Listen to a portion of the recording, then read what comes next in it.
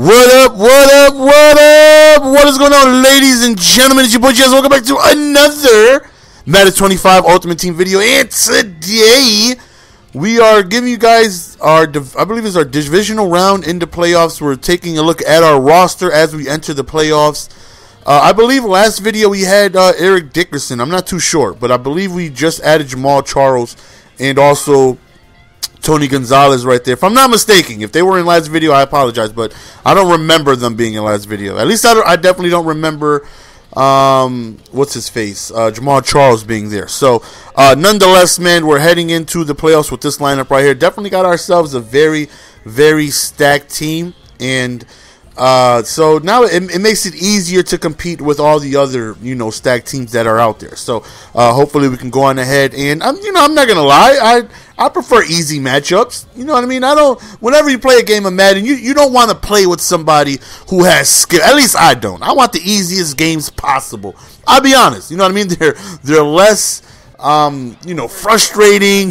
They're just less to do with, you trying so hard and getting frustrated. And my blood level goes up, my glucose meter decides. I don't know if that makes sense, but you guys know what I mean. So right here, take a look at our opponent's lineup, and he definitely has himself a good team. You know what I mean? I would say my team is better, but he has a team, that is definitely allows him to beat me. If he goes on ahead, plays good, forces me to play bad, and his team can definitely hold his own. So. Like I said, whenever I turn on the game of Madden, I'm looking to play, easy games. Those hell games, I don't like those too much. You know what I mean? They're more entertaining to watch, but as far as to play, I don't like playing those games too much. I don't. I have a lot of passion for this game. I put a lot of intensity into this game, and whenever I go up in a hell game, it's just very, very, very, takes a toll on your soul emotionally. You know what I mean? It really does, man. All my true Madden fans know what I'm talking about, man. Whenever you get in them hell games, it takes a lot out of you. It's very draining emotionally, because you put a lot of passion into the game, and then you realize you're in a battle, and you got to pull out all the stops and all that stuff. So first drive we end up scoring. He decided to go for it on like 4th and almost 30 on his 2-yard line, which gave us an easy possession.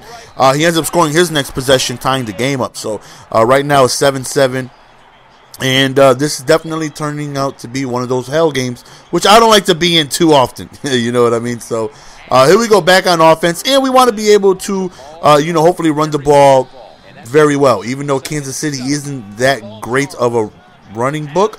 But when you got holographic Jamal Charles, you got to put the ball in his hands. By far the best running back I've used. I have yet to use 99 Thanksgiving Berry. A lot of people tell me that he's the same thing as Jamal Charles, if not better.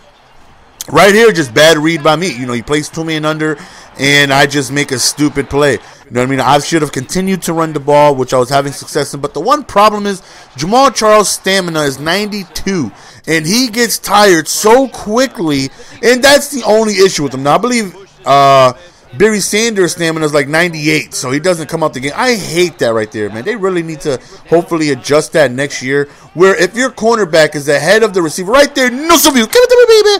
If your cornerback is ahead of your receiver, they don't make a play on the ball. They'll just throw it up there, and the receiver will jump up, and your cornerback doesn't turn around. He doesn't make a play on the ball. He doesn't attempt to swat it. The wide receiver will literally just go up and get it, and you're just like, dang it, do I have two fast receivers? Corners, and that does happen when your cornerbacks are that fast. You know what I mean? When you got Deons and all these, Petersons, these guys with extreme speed, that sometimes they overrun, the cornerback and the wide receiver, and you get put in a position where you're ahead of the receiver and you can't make a play on the ball, which I hate. But nonetheless, we got the ball right back. Last time we threw an interception within the red zone, which is always a no-no. You know what I mean? Those are situations where You want to be able to score from there. But like I was saying about Jamal Charles, his stamina is 92, so he gets tired after about 2 runs. You know what I mean? He's already yellow. After 3 runs, he's red. And that sucks. You know what I mean? That's very, very frustrating. The fact that he can only last a couple of plays because he's so explosive. You know what I mean? You want to have him out on the field, but he just gets tired too quick. Like I said, I've yet to try Thanksgiving Berry. He's very expensive as well. Jamal Charles usually goes for about $450 to $500K. That Barry Sanders still goes for like, you know, $300K. You know, very, very expensive as well. So, but I have yet to try him out. I actually still have this Jamal Charles. I've sold a lot of my cards. You know, and I think I'm gonna sell Jamal Charles and pick up that Barry Sanders and, you know, see how he goes. Right here again, another opportunity in the red zone, and we go towards the back of the end zone and we throw another interception. So 2 times we failed in scoring position, and potentially this game had blowout potential. Right there, don't test the user. He is so disrespectful. Somebody please give that gentleman a link to my channel. Let him know, do not throw the ball my way. Right here, just me not paying attention. Play clock goes down and I lose 5 yards. I am just a wreck within this red zone. I'm making so many mistakes. I threw 2 interceptions. I'm taking 5-yard penalties when I'm in easy one rush away from scoring. So he holds me to a field goal due to my inability to pay attention and me just struggling. You know, I've had 4 opportunities within the red zone. I could have easily had 28. You know what I mean? This game, you know, could have been a non-factor, you know what I mean? But it's me playing stupidly, making mistakes, and he's still in this ball game. You know what I mean? He still has an opportunity to go on ahead and make something happen and you know, win this game with the touchdown. So obviously, I want to prevent that.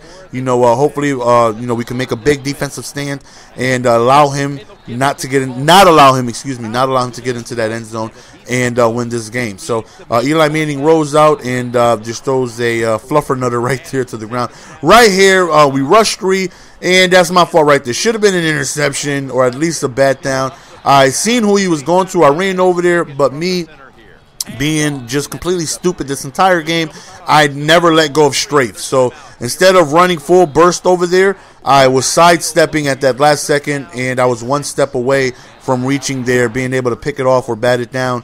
And all I had to do was let go of the strafe and run over there and swat it down or go for the pick.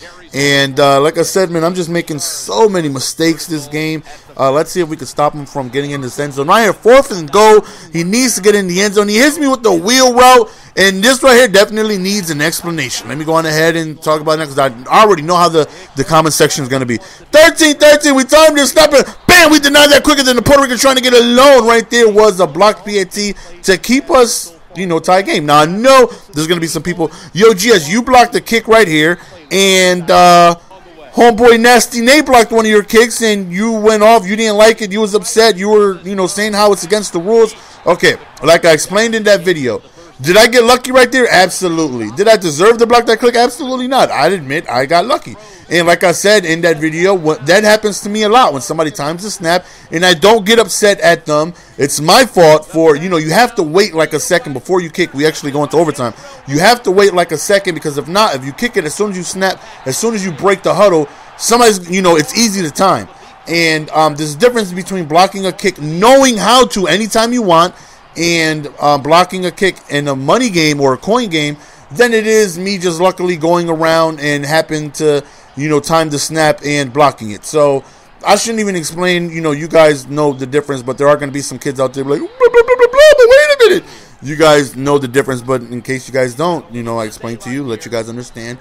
You don't block kicks in a money game or a coin game.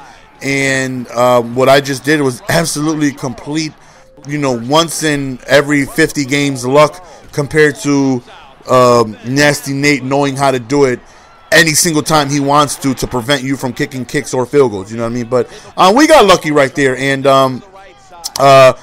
it does, you know, suck for my opponent. You know what I mean? If I would to happen to lose that way, I would be. Oh, look at Tony Gito putting the moves on. We end up winning the game right here off the touchdown. We got lucky, flat out lucky. I can't say nothing about it. Do we deserve to win? Absolutely not. But, you know, we got lucky. Can't do nothing about it. We just happened to time the snap. We ran as soon as he break the huddle, and he kicked it, and we came around and blocked it. Completely luck, and you know, we end up moving on to the next round. So that's the end of the video, guys. Hope you guys enjoyed. It's your boy GS. I'm out. Peace.